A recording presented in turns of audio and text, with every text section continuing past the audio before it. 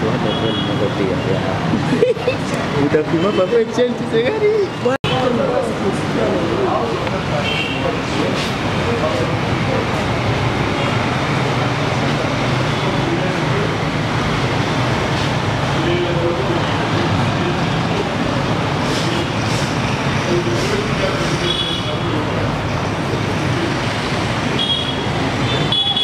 Les réseaux en hôtel pour que nous puissions capitaliser la petite superficie. Jadis, non préférés par les étudiants, ce sont des cités qui sont actuellement hyper affectionnés par les étudiants, surtout chaque jour pour étudier, et nous appelons ça GPS. GPS 1. C'était par le fonds propre ou... Par les fonds propres. On n'a jamais réussi même $1 de financement. C'est les fonds des IBTV, les fonds que payent les étudiants qui ont permis à ces nous de savoir ce que vous avez ici. Et vous allez voir toutes les réalisations qu'on a réussi à faire en via des enseignants. Vous avez nommé quand? C'était quand? Donc après ça, on peut avoir déjà fait 2 ans. Est-ce qu'au-delà des bâtiments, il y a des bâtiments construits, la fondation? On y va, c'est ça. C'est l'objet de votre présentation. Si nous avons un projet,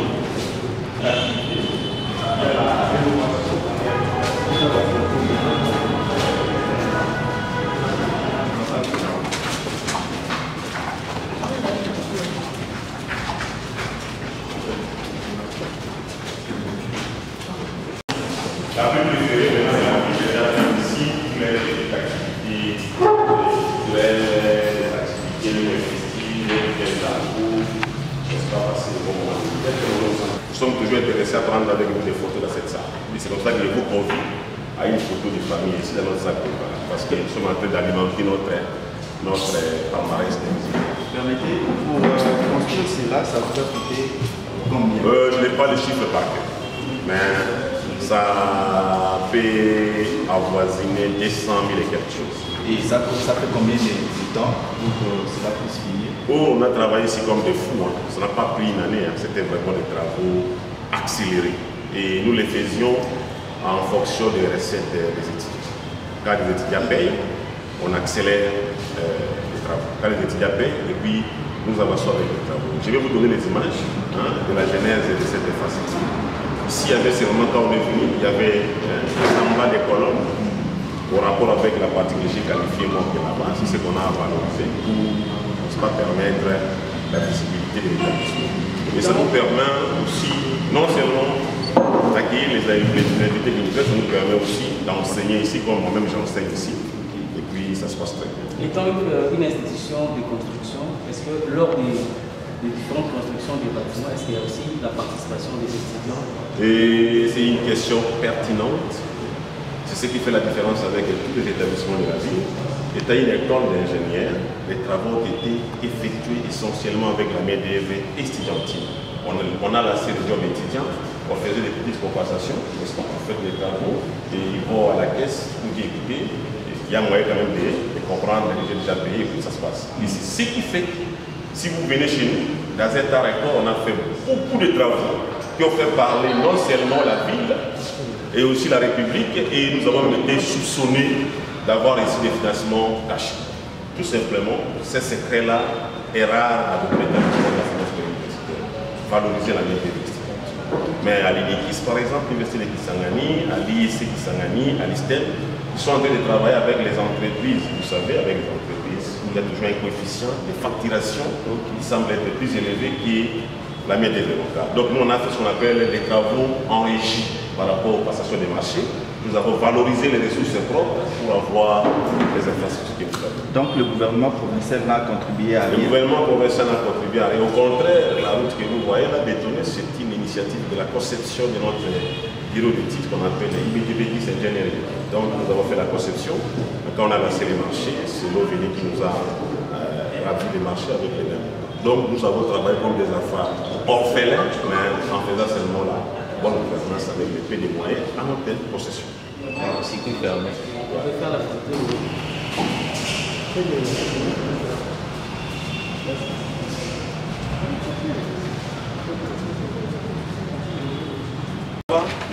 Base aérienne, c'était court. qu'on donne aux étudiants. Et pourquoi cette appellation? La rénovation. Tous les lits ont été mis à jour, la toiture, y compris les plafonds par contre. On avait cassé pour une belle image, pour nous monter l'évolution de comment on a fait les choses. Donc nous avons changé même l'appellation. La peinture même à l'extérieur que vous voyez là, c'est la nature, c'est l'écologie, n'est-ce pas? Pour atténuer un peu les sachets que vous connaissez des étudiants existants et des limites. Voilà. En tout cas, il y a eu soupçon. Moi, comme je suis là, je suis vraiment soupçonné d'avoir plusieurs sources de financement et d'avoir détourné beaucoup, tout simplement parce qu'on a fait un bon travail de manière miraculeuse. On a réussi à transformer les paysages infrastructurels d'un établissement d'enseignement supérieur universitaire. Je vous informe que tous ces travaux ont été réalisés après 8 mois seulement. On travaillait nuit et jour. Vous voyez par exemple, nous avons acheté un groupe électrogène. On a monté une mini-usine métallique où les étudiants étaient là, par exemple, pour fabriquer des fenêtres. Là, nous, on a cassé ici. Si vous venez le matin, vous pouvez que les gens sont c'était vraiment un moment de travail souvent. Et puis voilà, on est presque déjà à essayer de notre comité.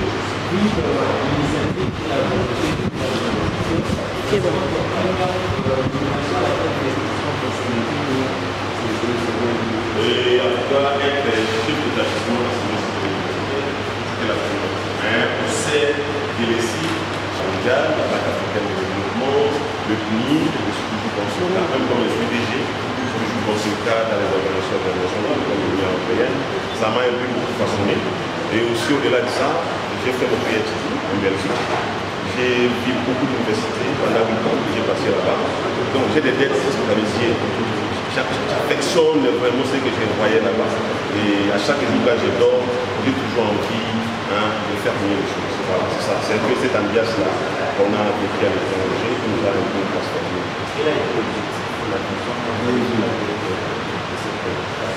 La vision, quand on a pris la tête de cet établissement, c'était de faire de cet établissement une haute école d'ingénierie et des travaux publics au cœur de l'Afrique. Et pour y arriver, il fallait d'abord partir de l'existant. C'est comme ça qu'on a beaucoup investi sur l'infrastructure. Et je vous dis, dans mon comité de gestion que je dirige, ça n'a pas été facile. Parce que les gens ont fermé la ceinture. La première année, on n'a touché aucun avantage. N'est-ce pas? Pendant que mes collègues, le DG, recteur de la presse, avaient X montant pendant une réunion du comité de gestion, mais moi j'avais pris que la je ne suis pas dans la vie. Ça n'a pas été facile, mais ça nous a produit ça. Alors il fallait commencer par l'infrastructure. L'infrastructure, c'est pourquoi? C'est pour vendre l'image. Parce que vous êtes là, quel est ce professeur français, belge qui peut refuser d'enseigner ici? Tous les auditeurs de tableau opératif, vous allez les voir là-bas, on a perdu de lycée ici pour les raisons de sécurité.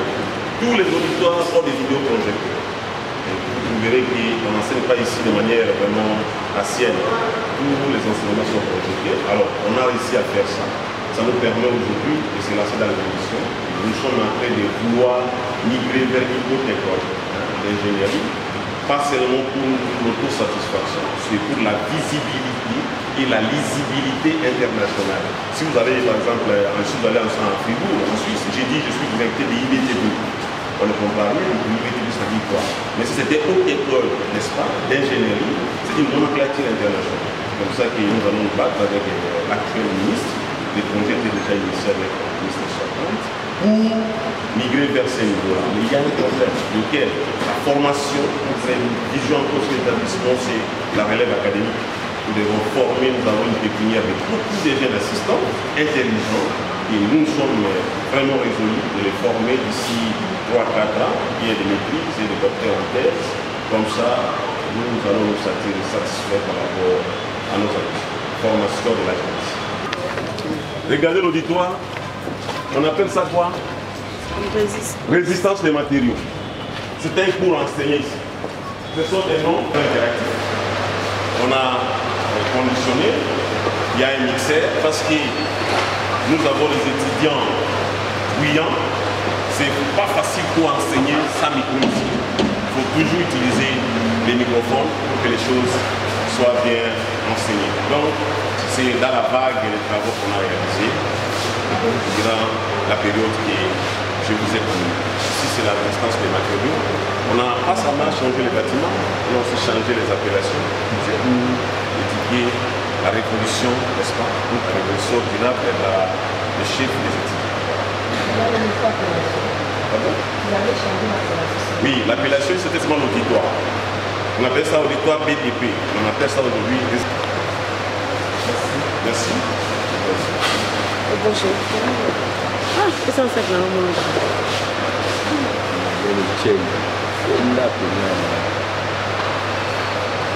Bonjour.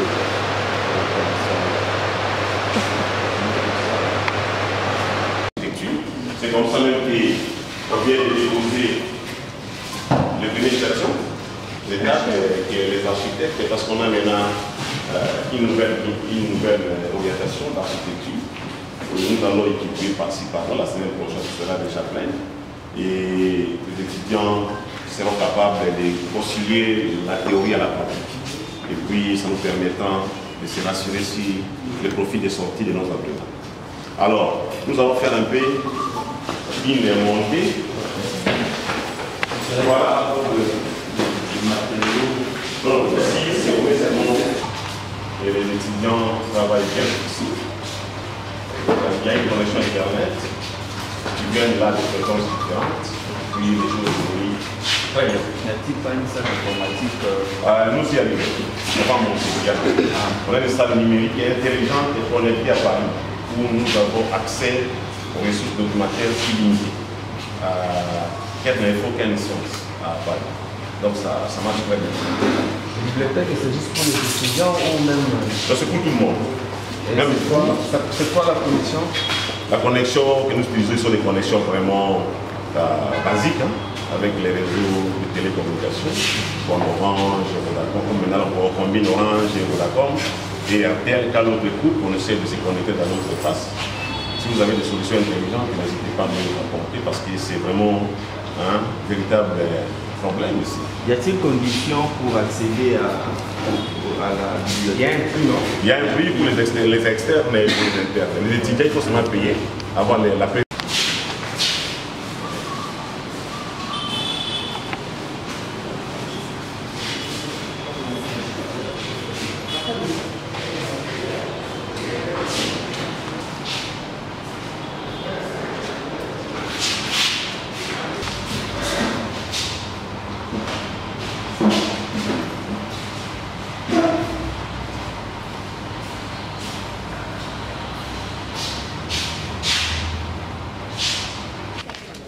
Alors ça devient aussi un mécanisme contraignant par les politiques pour exposer des fois les autorités qui cherchent les étudiants dans les écoles comme la nôtre. Alors nous avons été obligés, avec beaucoup de sacrifices, à acquérir ces grands groupes qui permettent d'alimenter tout l'établissement. Mais à quel coût dépenser? C'est un choc financier exceptionnel. On n'a pas le choix, on le fait. On est passé avec Madame la ministre. Je crois qu'elle a déjà agi, parce que j'avais parlé, comme je dis là, et elle a dit, elle appelle son collègue de l'énergie pour qu'on puisse se stabiliser. Parce que ce qui fait mal est que quand il n'y a pas d'électricité, nous tous nous constatons qu'il n'y a pas d'électricité. Mais vous verrez, quand on coupe sur le campus, toutes les petites boutiques environnantes ici, les tourailles, il faut avec quoi les gens sont en train de boire la bière librement, mais les étudiants privés d'électricité pour faire leurs travaux nocturnes. Donc on vous prive, on nous prive au courant au détriment de... Voilà, c'est ça. C'est vraiment une inversion des valeurs. C'est noté. Voilà, c'est... J'aime toujours les déchets là.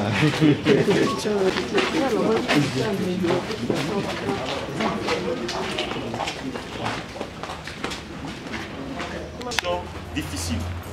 Où l'eau passe ici comme les pupilles d'un bébé nouveau-né. L'eau passait, il n'y a pas moyen de gérer les toilettes. Et comme nous sommes des ingénieurs, nous avons réfléchi comment trouver solution. On a interrogé nos aquifères. Et nous sommes allés à 29 mètres de profondeur. Nous avons trouvé une meilleure qualité d'eau. On a traité, conditionné, stocké et on a mis en place un réseau local de distribution. Nous avons l'eau en permanence. Et quand la régie des eaux est en faillite, nous servons toute la communauté riveraine. Vous comprenez qu'avec cette action, même si nous ne partons pas à l'église, allez-y comprendre. de maisons que vous êtes... On ne sait pas chiffrer, les gens viennent de manière sporadique et on ne sait pas vraiment Donc c'est dénommer. un forage. Oui, oui, on a foré. D'abord, c'est la difficulté d'ordre technique. Ce n'est pas facile pour gérer les techniciens qui viennent de les techniciens sont très compliqués dans la fabrication, l'élaboration des matières complexes.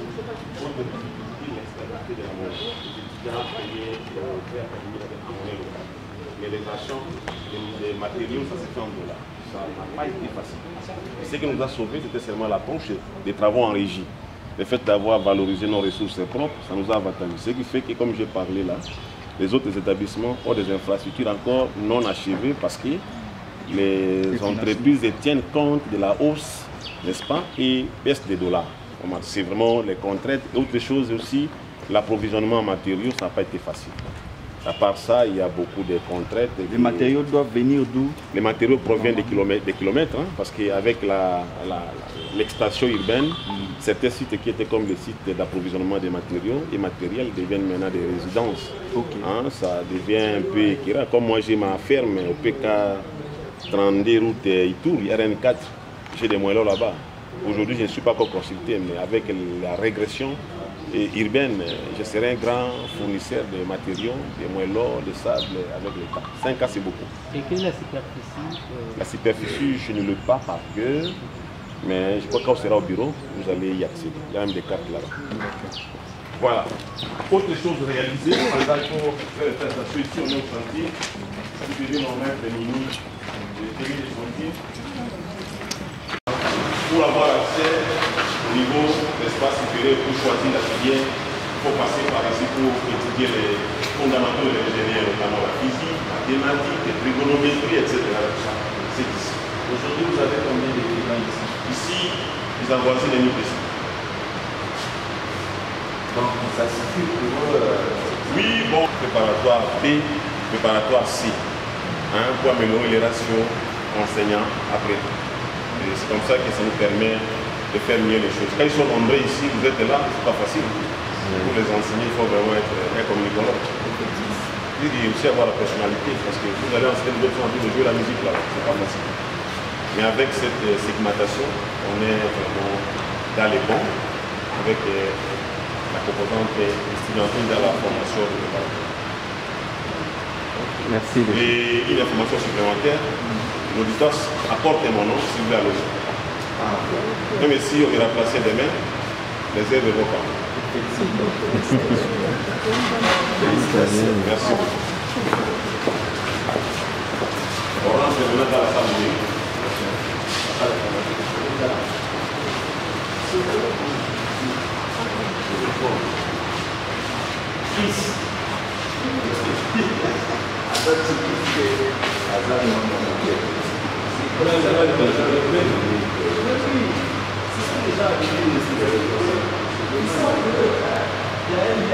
La zone que vous voyez très propre là aujourd'hui, nous avons évacué 89 bennes de poubelles entassées dans les sols.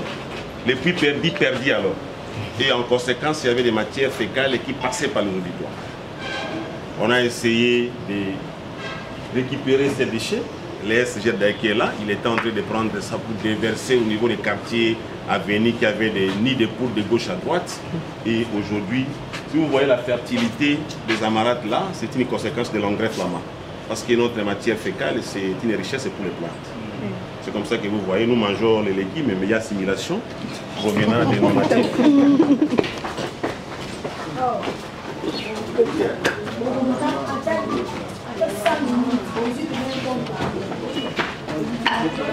Les étudiants viennent là, à des séquences différentes. Tous les ordinateurs que vous avez là-bas, ce sont des ordinateurs qui sont équipés en logiciel spécifique par rapport à chaque orientation. Donc, comme j'avais parlé, il y a des tableaux interactifs qui sont encore non ouverts, qui permettent évidemment une bonne communication des matières. Alors, comme un instant, nous sommes dans une école d'ingénieurs, nous gérons les hommes forts. Je m'étais fermé dans mon bureau, j'ai conçu l'hymne de l'unité. L'hymne qui vous dit quoi? Il est dit qu'il s'engage la nation. La RDC nous attend avec le futur ingénieur de Vous êtes une école d'ingénierie au cœur de l'Afrique. Pas pour n'importe quoi, c'est pour les infrastructures au service dans la discipline, l'innovation et l'excellence. Pour y arriver, nous sommes un corps, il faut que les ouvriers se mettent ensemble pour atteindre cette mission. Et je vais vous partager là. C'est une belle mélodie. Et je vous dis que si vous suivez ça, vous serez impressionné. J'ai même une mélodie avec moi ici. Quand vous y accédez, ça fait vraiment du bien. Et vous comprendrez que c'est là, par exemple, le troisième splash, c'est par exemple de tout ce qu'on appelle la Tivalère qui bloque notre émergence. Le vol, la corruption, le tribalisme. Mais ici à l'UTP, nous sommes en train de nous battre pour mettre la science au centre de nos projets. Pourquoi? Pour ouvrir aussi de vivre ensemble. Donc voilà un peu notre... Alors si vous suivez ça... Ouais. Parce que vous voyez que les mamans sont déjà...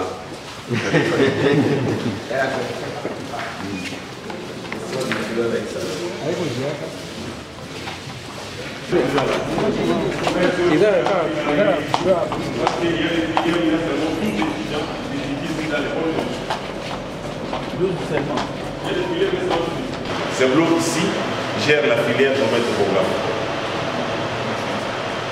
Et puis avancer, on est presque vers la fin. Il faut bien regarder pour ne pas avoir de petits soucis. La même chose ici. Voilà.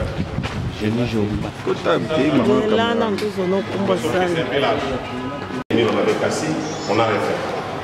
On a mis les plafonds, comme ça qu'on parle de rénovation et réhabilitation. Venez voir, je vous informe que ce bureau n'a pas existé. On l'a créé. Parce que les postes d'SGR n'existaient pas. Avec l'extension des établissements, le ministère de l'Enseignement supérieur universitaire a créé les SGR. C'est comme ça qu'on a reçu une nouvelle autorité.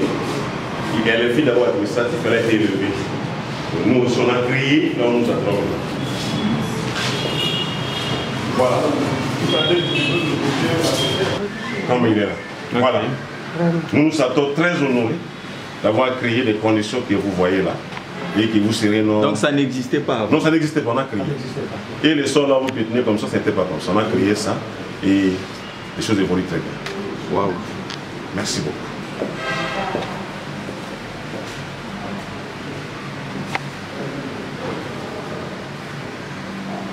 Felouka, il est aussi fils même. Donc il a vu l'UTP être créé et évolué. Voilà, c'est le bureau du secrétaire général académique. L'homme qui gère la politique des enseignants, qui gère les étudiants au quotidien. Et la réunion du CGA, ça se passe dans la même salle? La salle polyvalente, mais dans un bureau. On évolue tantôt dans la salle numérique. Ça dépend des jours et comment les choses se présentent. On fait changer les cadres chaque fois. Le truc qu'on a de faire. Alors ici, la police est bloquée. C'est la police qui pique les gens. Les étudiants sont là. Là, vous voyez, c'est l'espace que le gouvernement commence à nous a laissé. Si vous revenez ici après 3-4 ans, vous aurez quelque chose ici. Vous avez d'aménager ça correctement pour que les sols puissent disparaître comme une légère couche de béton. Alors je vais faire avec vous un exercice. Quand vous viendrez dans notre décoration, vous pouvez venir par terre. On a créé ça pour qu'on puisse disparaître notre vie.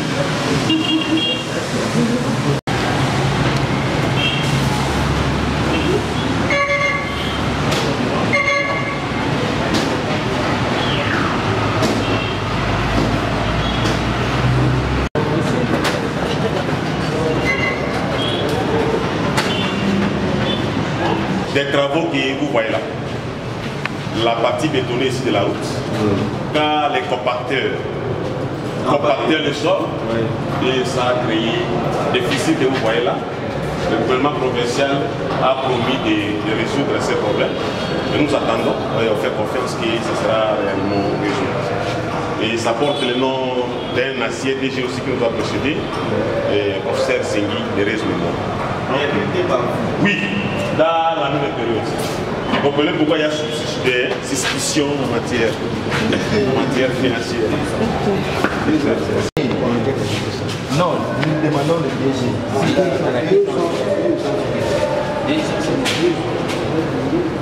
Dans la même même la fraîcheur et puis normalement ça c'est bien.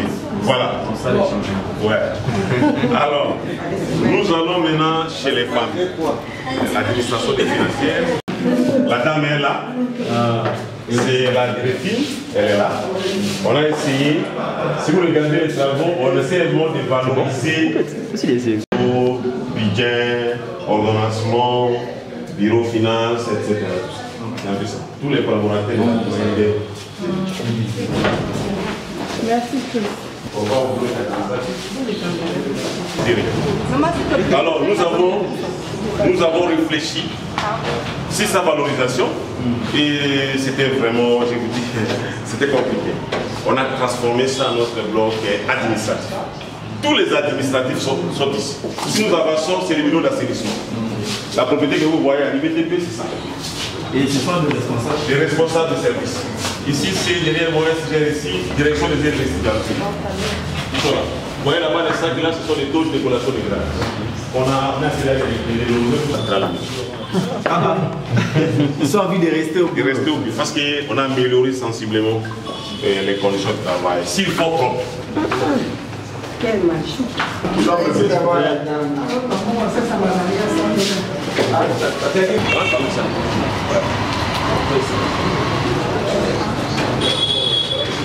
IBTP. Ouais. Donc il a aussi fini ici. Il a, comme ça, il est fils là. Fils maison. Voilà. Voilà. Vous avez vu la configuration. On va maintenant aller voir le tout petit bureau du directeur général. Comme ça, nous allons nous reposer. On a fait des petits travaux de maçonnerie. On a passé l'entrée, on a créé la porte là-bas. Il y a quand même une espèce d'antichambre qu'on a visité. Donc ici c'est votre cabinet en fait. Oui, ça c'est mon secrétariat. L'antichambre reste là. Ça nous partons. Alors, la nuit, ils ont ciblé le bureau du DG, mais Dieu les a confondus, les pierres, au lieu de frapper mon entrée là-bas, ce sont les casses. On ne remplace pas la vitre parce que ça constitue une matière encore sous instruction au niveau du congrès général de la ville. Donc c'était évacué quand même définitivement de l'établissement. Vous avez porté plainte. Décédé. Le second de 2011 à 2015, il est encore vivant, il est dans la ville. De 2014 à 2019, il est décédé aussi. De 2019 à 2022, il est vivant, il est dans la ville. Et votre humble serviteur, professeur Dr Jeunesse Longo de 2022 jusqu'à ces jours. Voilà.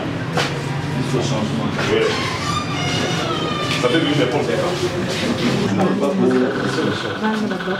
Mais d'abord parce que ici, je m'appelle professeur, docteur ingénieur Sylvain Alongo Longoba.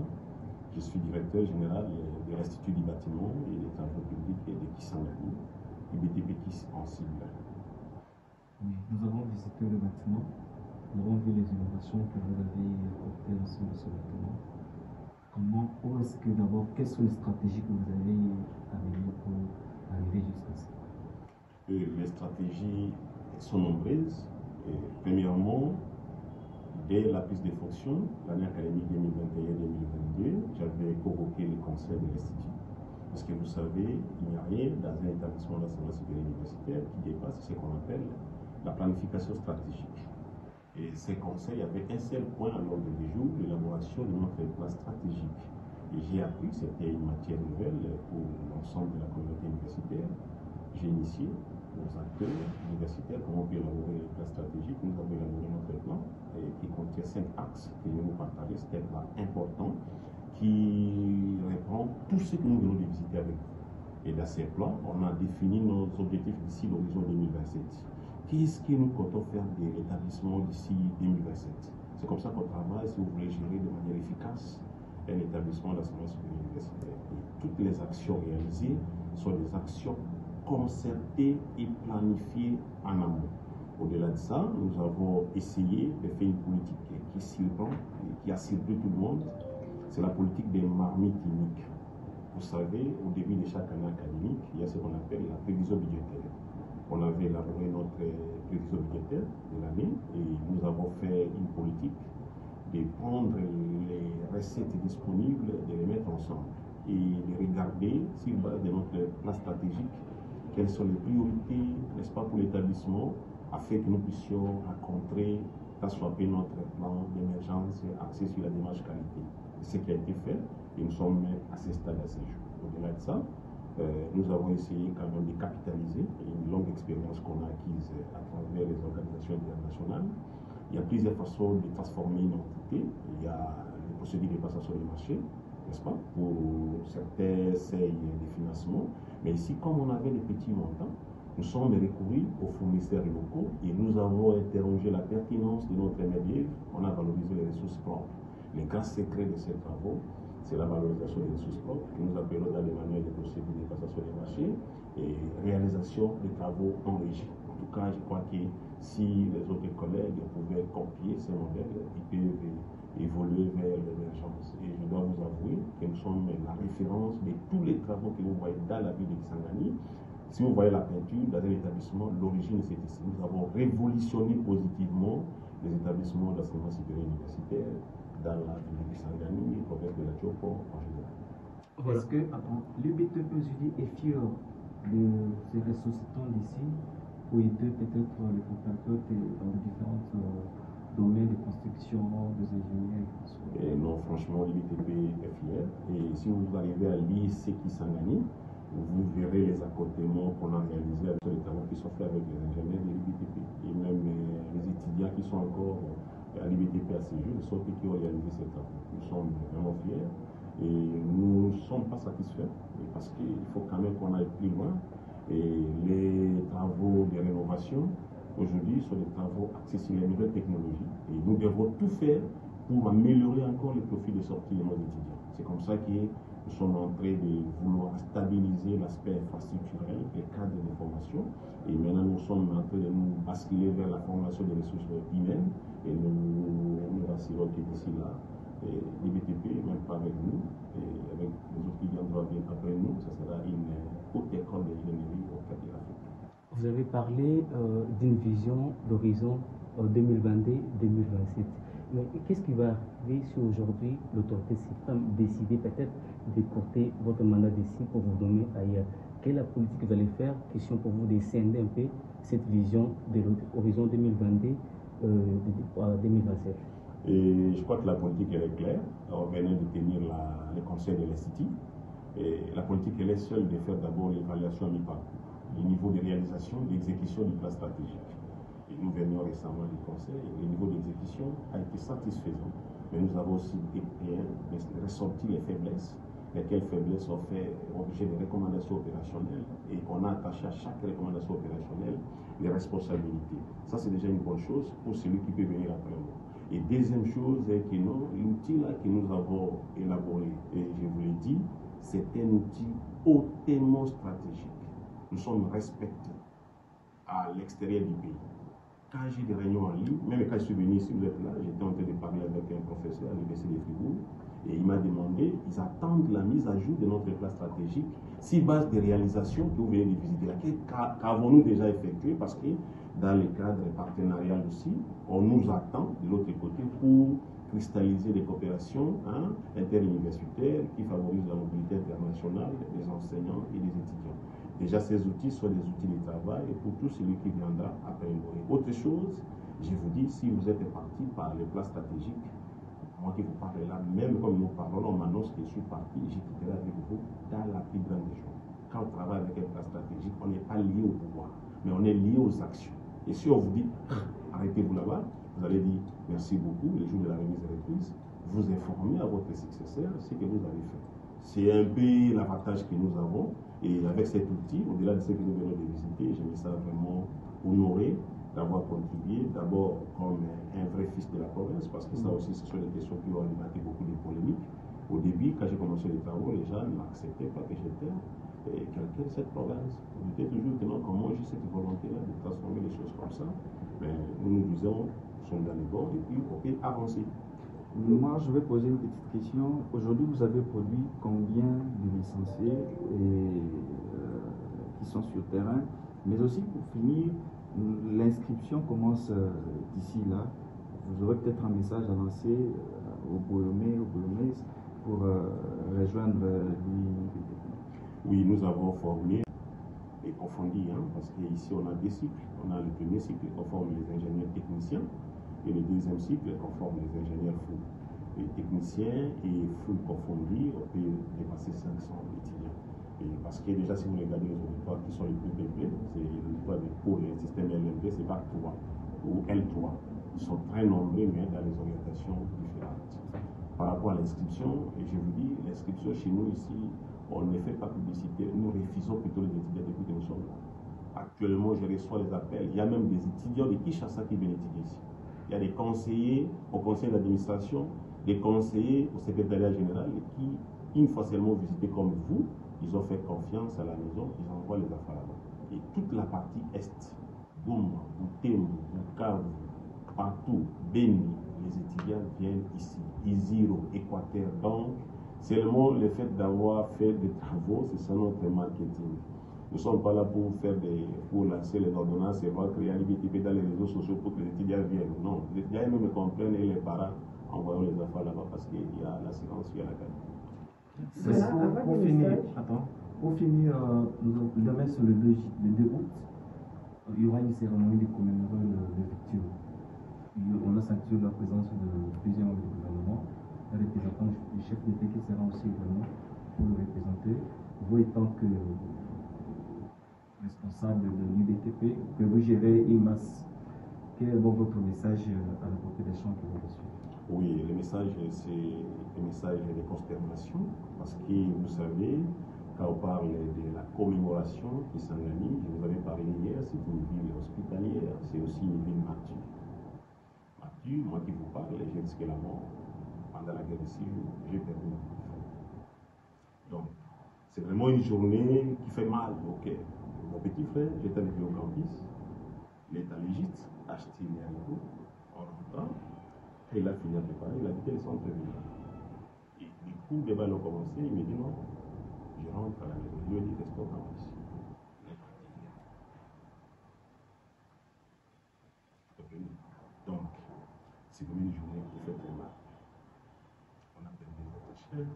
Mais c'est un passage de l'histoire. Qu'est-ce qu'on va faire? Nous devons rester grands, nous devons vraiment regarder l'avenir. Moi, je laisse vraiment aux autorités de la République de prendre toutes les précautions pour sécuriser la République pour qu'il y ait des pareilles circonstances ne reviennent plus. Et nous compatissons avec toutes les victimes que nous avons perdues et que les hommes nous ont fait repose en paix. Et cette journée-là que nous soyons ensemble, moi, mon message est de dire ceci à tous les compatriotes et que nous puissions nous aligner derrière les chefs de l'État. Quand nous restons derrière les chefs de l'État, nous resterons un pays indivisible. Malgré les spectacles artificiels que nous vivons à l'est du pays, je vous le rassure, le Congo restera un et indivisible. Donc, le fait d'avoir choisi Kisangani pour cet événement, je vous dis, c'est une réussite, c'est une victoire pour l'unité de la République. Voilà, monsieur le directeur, avant de chuter, je voulais savoir, parmi les membres du comité, il y a plus ou moins combien de femmes? Vous désignez, et pour les collaborateurs, de les nommer. J'ai été désigné par le ministre, et le reste de mes collaborateurs sont des hommes. Et mon comité de gestion n'a pas malheureusement de femmes. Qu'est-ce qui est à la base de ça? Il y a que le ministre qui nous a choisi. Il ne saurait pas être son avocat par rapport à ses préférences des animateurs. Monsieur le directeur général, peut-être pour la dernière question, quelles sont vos attentes par rapport au nouveau gouvernement et au nouveau ministre de l'ESI? Parce que beaucoup de réalisations ont été faites sur fonds propres. Quelles sont vos attentes pour l'émergence de cette institution? Oui, c'est une question que j'attendais, elle est pertinente. Je crois que vous avez vraiment choisi la meilleure. Et nous attendons beaucoup de son excellence. Vous avez vu ce que nous venons de faire comme travail dans l'UBTP. Ce sont des efforts qui méritent un encadrement de la hiérarchie et un soutien du gouvernement. Et j'ai fait le bio-ingénieur. Et ce que vous venez de voir là, je vous dirais que c'est rien parce qu'il manque une chose. On n'a pas de laboratoire. On ne forme pas un ingénieur sans laboratoire. Nous ne sommes pas allés avec vous de l'autre côté. Peut-être qu'en sortant, avant de quitter, si vous allez prendre quelques images. J'ai visité avec Madame la ministre, son Excellence, Marie-Thérèse Sombo. Elle a vu les colonnes qui sont restées. L'unique catégorie de travaux qui sont restés orphelins, c'est ces travaux-là de laboratoire, parce qu'on a été asphyxié financièrement. On a perdu beaucoup d'argent qu'on a investi dans l'infrastructure, mais il y a un élément important, les bâtiments, les laboratoires. Nous cherchons, vraiment nous attendons un appui du gouvernement de la même manière qu'on a fait à l'IPEN, de la même manière qu'on a fait à l'INIKIN, de la même manière qu'on a fait à l'INIBU, et l'INDTP à Mbujimaï. Nous osons croire que comme Kisangani a été choisi, et Kisangani mérite ça, parce qu'un laboratoire à l'IBTP, ça va desservir toute la partie nord-est de la République. Ça, c'est la première attente du gouvernement. Deuxième attente, l'établissement, et c'est une faiblesse, fonctionne essentiellement avec les professeurs visiteurs. L'établissement est resté 3 décennies sans professeur. Il y a seulement les chefs de travaux et les assistants. Et allez-y comprendre, cela constitue un choc financier important pour le recrutement des professeurs visiteurs. Et cela nous consomme beaucoup d'argent chaque année académique. Qu'est-ce que nous attendons comme alternative et que nous attendons l'accompagnement? J'ai proposé à son Excellence qu'elle est passée sur 2 alternatives. La première, c'est de favoriser le recrutement des professeurs à temps partiel. Ça se fait partout, même en RDC. C'est-à-dire que vous êtes professeur à l'INIKIN, à la faculté de Polytechnique. Vous êtes aussi professeur partiel à l'IBTP Kisangani pour une matière spécifique. Deuxième chose, c'est de nous appuyer. On a élaboré un projet de mobilité interuniversitaire avec les professeurs congolais et les professeurs belges, français et suisses. Et cette mobilité-là représente X montant que nous allons soumettre au gouvernement pour que le gouvernement puisse nous apporter un soutien financier.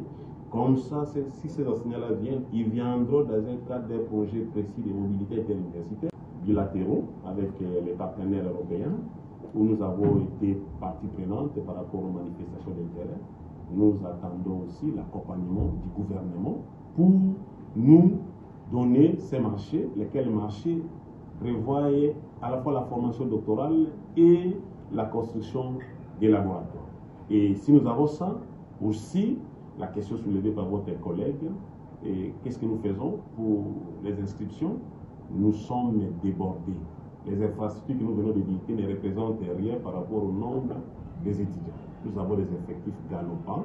On attend aussi du gouvernement de nous renforcer dans l'amélioration des capacités d'accueil, c'est-à-dire construire d'autres auditoires de grandes capacités pour résorber les effectifs que nous avons. Je crois que si on a ces 4 ou 5 choses, vous revenez ici 3 ans, même avec d'autres animateurs, vous verrez l'IBTP Kisangani vraiment devenir une haute école d'ingénierie au cœur de l'Afrique.